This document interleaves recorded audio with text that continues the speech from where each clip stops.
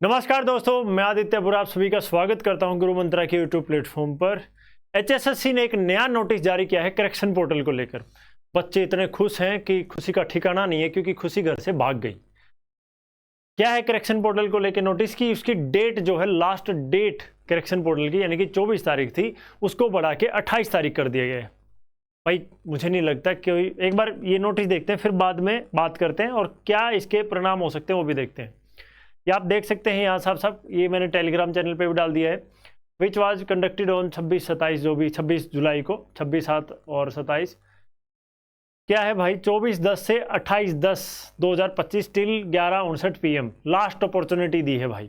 पिछले नोटिस में भी यही सेम बात लिखी थी, no further extension shall be granted under any circumstances. किसी भी हालत में ये डेट और मतलब मौका नहीं मिलेगा। ये पिछले नोटिस में भी था, इसमें भी है। अब सवाल उठता है सबसे बड़ा यही कि अगर ये डेट एक्सटेंड करनी थी तो ये डेट फॉर्म की भी एक्सटेंड हो सकती थी। करेक्शन पोर्टल में सबसे बड़ा मुद्दा क्या है भाई, मैं आपको बताता हूं एक बात। देखिए, आपको यहां साफ साफ लिखा दिख रहा है, ये फॉर्म की डेट भी तो एक्सटेंड की जा सकती थी, जो 12 जून थी, हालांकि 2 दिन बढ़ा दिए थे सरल पोर्टल ना चलने की वजह से। तो ये मान लीजिए भाई 5, 7, 10 दिन और भी मिल सकते थे, 14 की बजाय 24 भी हो सकती थी, 20 भी, जिससे सारे बच्चे फॉर्म भर पाते विद सही कैटेगरी। ये मौका ही देने की जरूरत नहीं थी।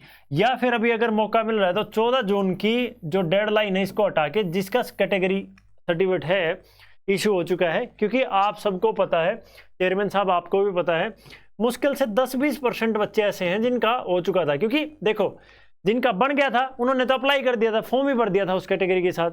मैक्सिमम ने क्या किया फिर भाई, अप्लाई करने की कोशिश की, नहीं हो पा रहा था और उन्होंने बाद में अप्लाई किया। किसी ने 15 को किया, 16, 17, 18 हो सकता है, किसी ने जुलाई में किया हो, जो भी है। तो सबको मौका मिलना चाहिए। अब सीईटी रिजल्ट पर क्या फर्क पड़ेगा? सीईटी रिजल्ट और थोड़ी सी लेट आएगा, इंतजार लंबा होता जाएगा, बढ़ता जाएगा।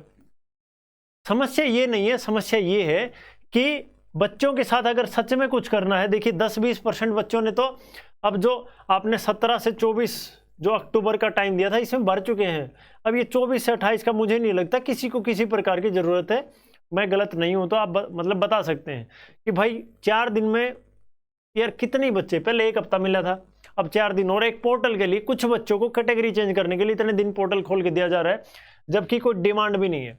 एक बच्चे का कल कमेंट आया था भाई, बात थोड़ी सी इंपॉर्टेंट है, ध्यान से सुनिएगा।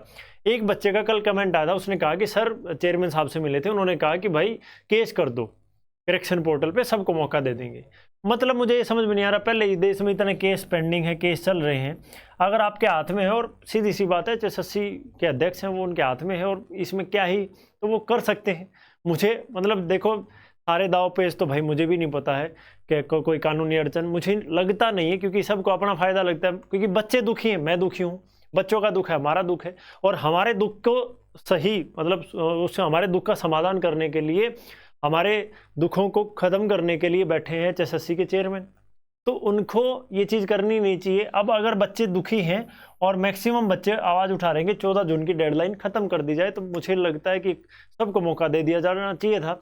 क्योंकि अगर कल को केस होगा, देखो सीधी सी बात है भाई, केस होगा, मान लीजिए 2-3 महीने बाद उसकी कोई सुनवाई हुई और कुछ है, फिर कह दिया पोर्टल खोल दो, फिर से रिजल्ट रिवाइज होते रहेंगे, फिर से भर्तियां लेट होंगी, और कहीं ना कहीं मुझे ये लगता है सरकार भी यही चाहती है। क्योंकि एक तो लगना और एक हमारे पास सबूत है, उस बात को देखिए।